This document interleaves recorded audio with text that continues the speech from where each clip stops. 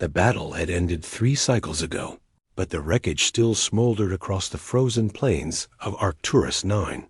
Commander, Jake Morrison pushed through the debris field, his thermal scanner beeping weakly as it struggled against the electromagnetic interference.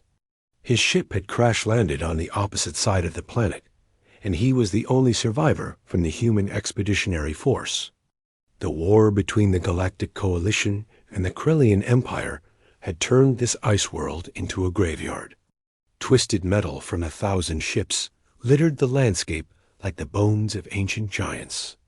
Jake's breath formed clouds in the thin atmosphere as he climbed over a collapsed bulkhead, searching for anything useful. His supplies would last maybe 2 more days. That was when he found her. She lay half-buried in snow beside the shattered remains of a Coalition medical frigate. Her skin was pale blue, almost translucent, with delicate patterns that reminded Jake of frost on glass. She belonged to the Veloxi, a species known for their crystalline beauty and fragile constitutions. Her uniform marked her as a medical officer, and from the insignia, a high-ranking one. Jake knelt beside her, checking for vital signs.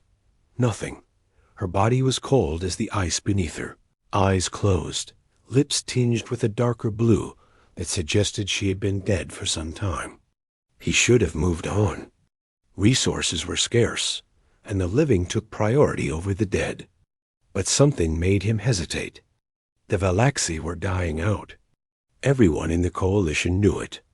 Their homeworld had been scorched by Krellian fusion bombs 2 years ago, and their population had dwindled to a few thousand scattered across refugee stations. Each loss was a tragedy for a species teetering on the edge of extinction. Jake pulled off his glove and pressed 2 fingers against her neck, searching for the pulse point he remembered from Coalition medical training. The Veloxi had a slower metabolism than humans, could survive in near-death states that would kill other species. Their cardiac systems could shut down for hours before true death occurred. Still nothing. He sat back on his heels, studying her face. She looked young, though age was hard to judge with Veloxi. There was something peaceful about her expression, despite the violence that had clearly occurred here. The medical frigate had been torn apart by weapons fire, and she had likely been thrown clear during the explosion.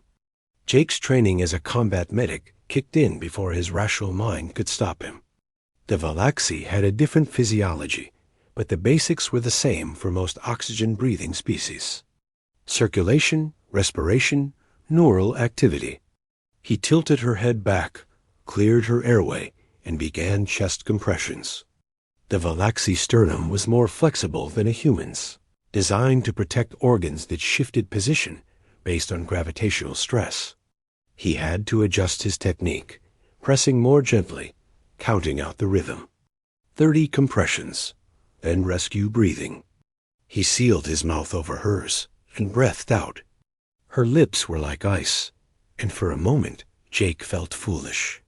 She was gone, had been gone for hours probably, and he was wasting time and oxygen on a corpse when he should be looking for shelter. But then he felt it. A flutter against his lips, the barest whisper of breath flowing back. Her chest rose slightly on its own. Jake pulled back, watching her face intently.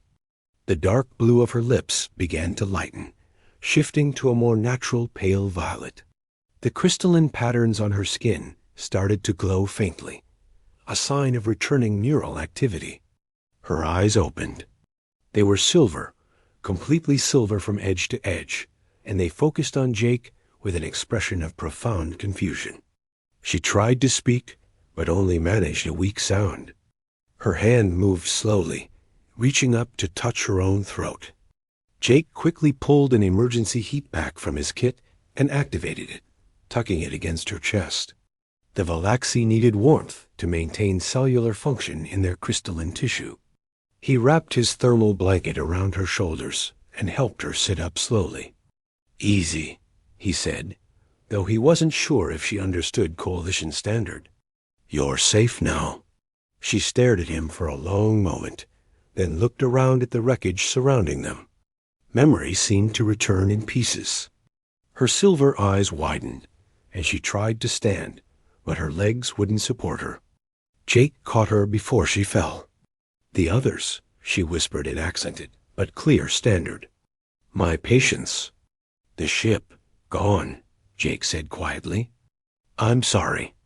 You're the only one I found." She looked at him again, really looked at him, taking in his human features, his coalition uniform, the medical insignia on his shoulder. Understanding dawned in her expression. "You brought me back," she said. "It wasn't a question. Your cardiac system had shut down, but your neural tissue was still viable.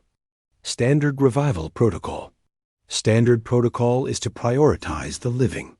Her voice was getting stronger. "How long have you been searching this wreckage?" "Long enough."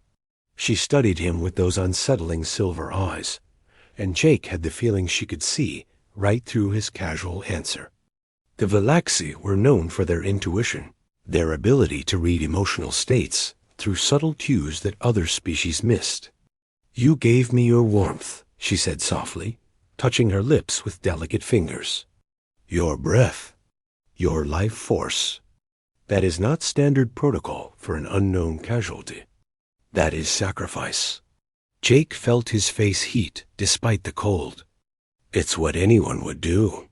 "No," she said firmly. "It is what a human would do. Your species is known for this.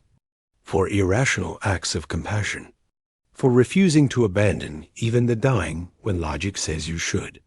She tried to stand again, and this time Jake helped her, keeping his arm around her waist as she found her balance.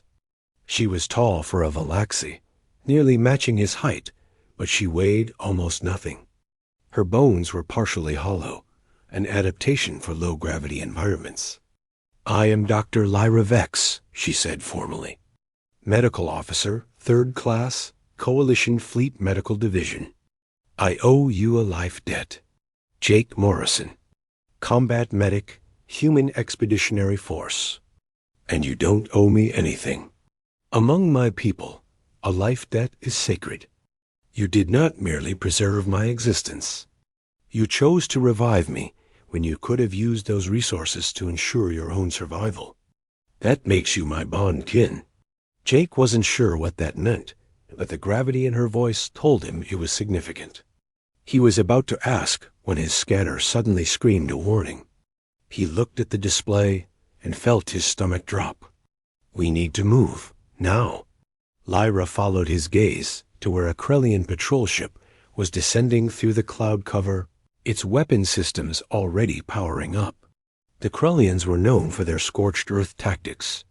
They would sterilize the battlefield to prevent the Coalition from recovering any useful intelligence or technology. Jake grabbed what supplies he could carry and pulled Lyra toward the nearest shelter, a half-collapsed maintenance tunnel that led beneath the wreckage field.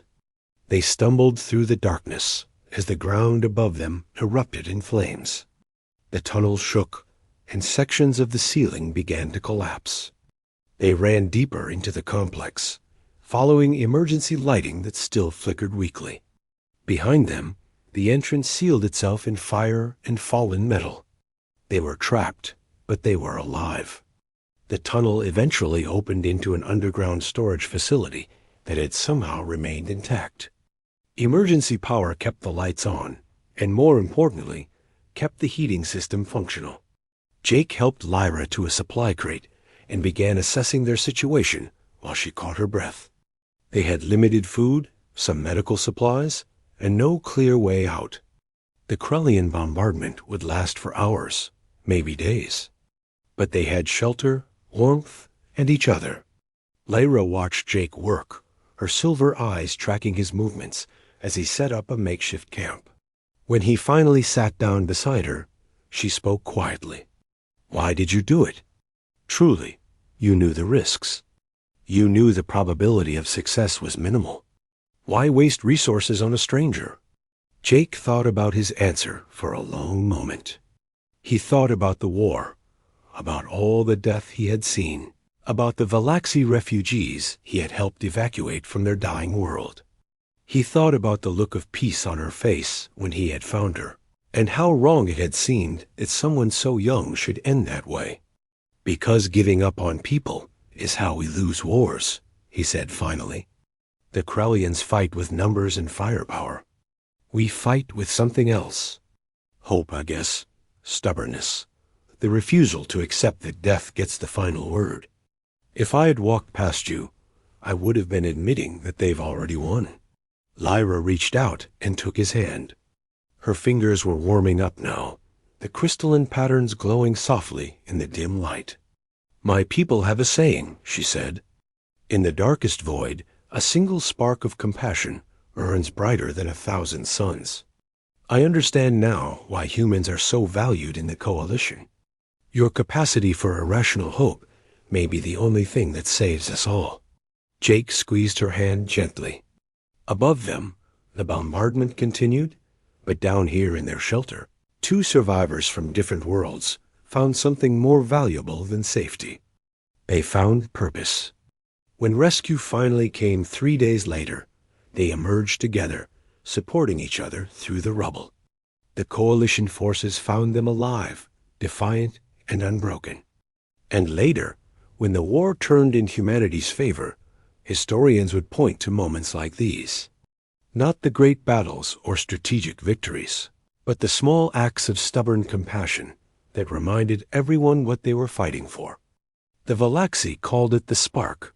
Humans called it Tuzd.